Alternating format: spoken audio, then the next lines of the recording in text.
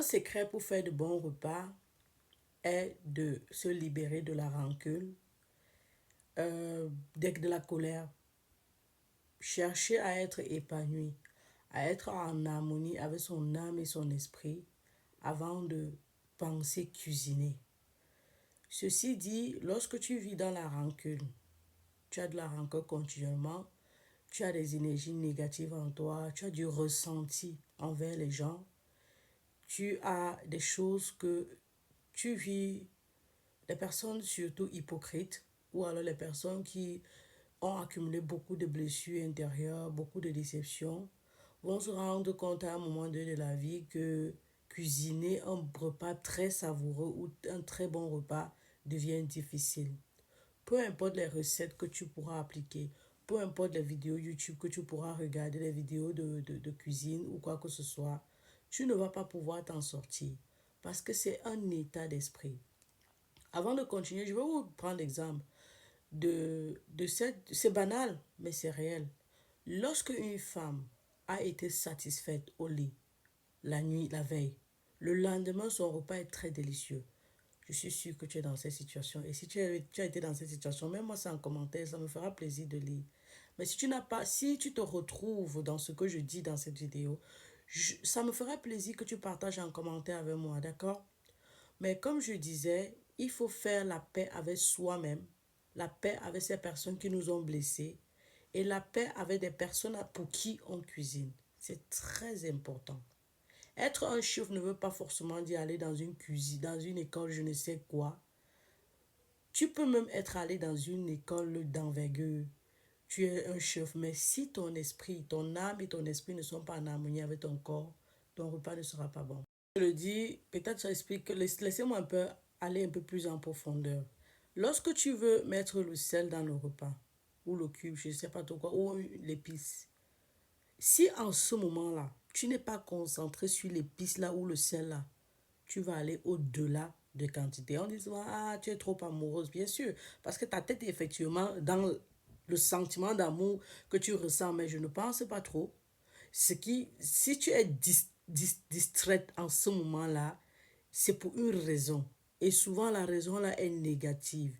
Je suis distraite parce que quand je voulais mettre le sel, j'ai pensé à Martin qui m'a abandonné avec l'enfant. J'ai pensé à Rosette à qui j'ai fait confiance et elle m'a déçu. J'ai pensé à telle personne qui a voulu prendre mon mari. J'ai pensé à telle personne au travail qui me met les bâtons dans les roues. Toutes ces choses-là. Et puis, ça te nuit. Maintenant, tu vas me dire, est-ce que c'est alors facile de s'empêcher d'y penser? Oui, c'est facile. Le plus important est de se focaliser sur le plus essentiel en adoptant le pardon.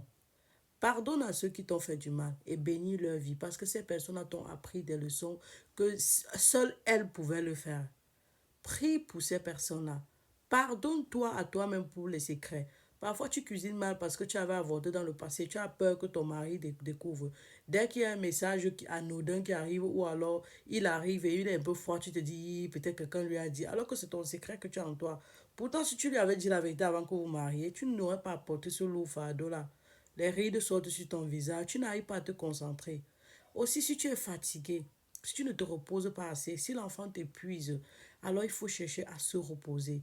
Mais je suis ici sur le fait d'éliminer les énergies négatives qu'il y a dans notre corps, éliminer les ondes négatives, être en harmonie avec soi-même. L'activité sportive, la marche, la méditation et la prière définitivement t'aider. Surtout la méditation, l'introspection, c'est-à-dire l'auto-critique.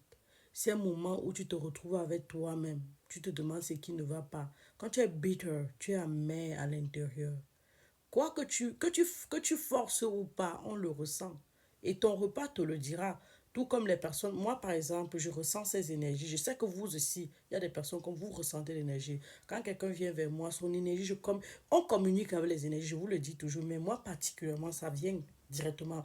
Que tu sois en train de sourire à 32 dents ou quoi que ce soit, une fois que tu as une mauvaise énergie, je le ressens. C'est naturel chez moi. Je le ressens, je pick up rapidement. Et chaque fois que j'ai dit, on ne peut pas me croire parce que je suis une personne qui pick up. Et aussi, j'ai arrêté d'en parler. Quand je pick up, je dis seulement, ouais, j'ai compris ça. Je laisse. Mais avant, je ressentais ça directement, je disais à la personne avec qui je suis, ta personne n'est pas bonne. Pour dire que cette énergie-là que tu essayes de cacher autant que possible, ça va toujours réapparaître quelque part et dans tes repas. Toi, mais tu n'es pas fier de toi. Tes enfants, il faut être en joie quand on cuisine pour faire un bon repas.